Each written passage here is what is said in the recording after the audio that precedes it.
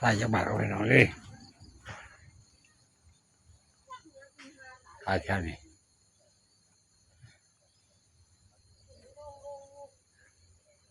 ตะเวนตกเนาะพระอาทิตย์ตกเห็นท้องฟ้าประมาณเนี่ยเนาะพี่ด้านที่กันเนาะเครื่องไทยมันจะเข้ากับพี่น้องเลยไปช่วยเจ้าหน้ากันพี่น้อง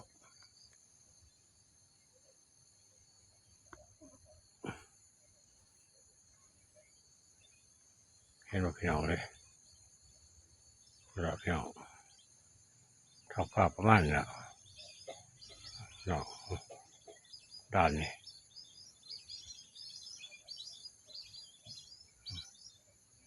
ท้องฟ้าประมาณนี้พี่น้องเลยพอดีตกพี่น้องแล้วเครื่องไทยเบิ่งแล้วเนาะแถวบ้านหลังนี้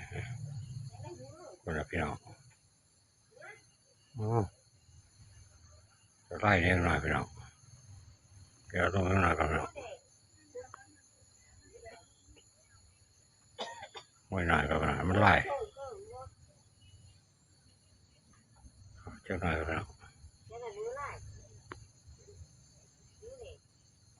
เนาะประมาณนี้แหละพี่น้อง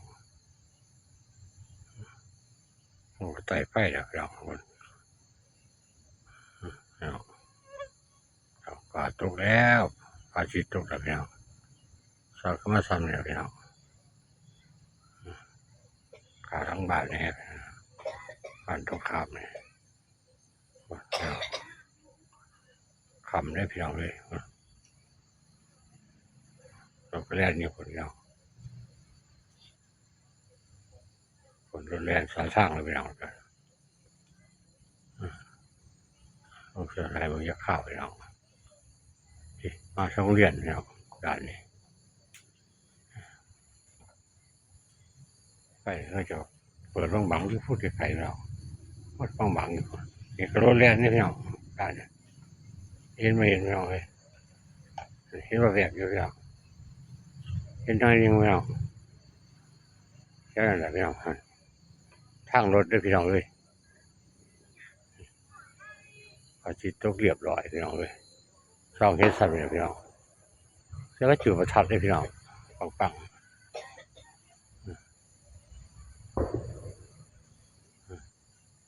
ถึงเติมเนี่ยเราก็เล่นยังซาซ่าหมดเลยทุ่งหน้า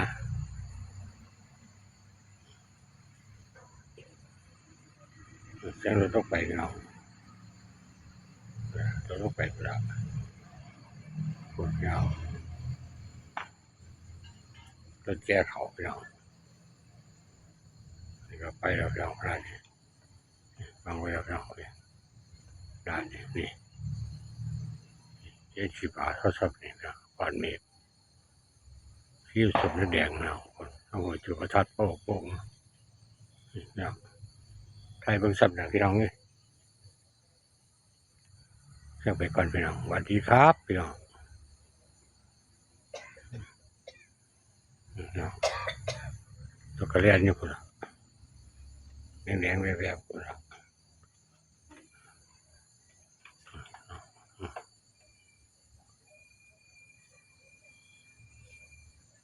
เป็นวันเนาะพี่น้องดาวบ่พี่น้องดาวกล้อยไหนพี่น้องพี่น้องดาวเรื่องยังพี่น้องไปร้อยไปบังนะพี่น้องก็ชีวิตตัวแม่พี่น้องไรผลญาติประกาศพี่น้องไปผลพี่น้องไปดีพี่น้องเส้นยาวไปก้อนพี่น้องบางไปคนพี่น้องไม่น้อยผลบางเลยพี่น้องเลย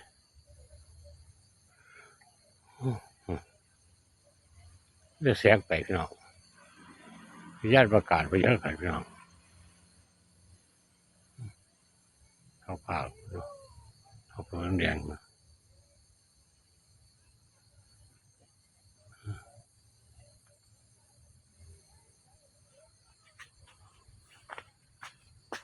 ญาติประกาศป่ะ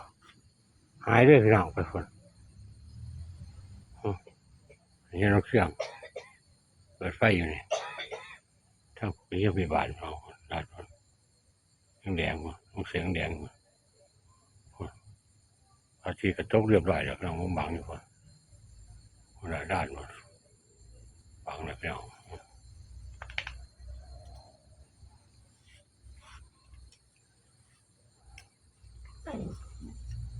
ก็ปีชีพด้วยพี่น้องเลยแจ้งไปก่อนพี่น้องเจอกันคลิปหน้าพี่น้องสวัสดีครับ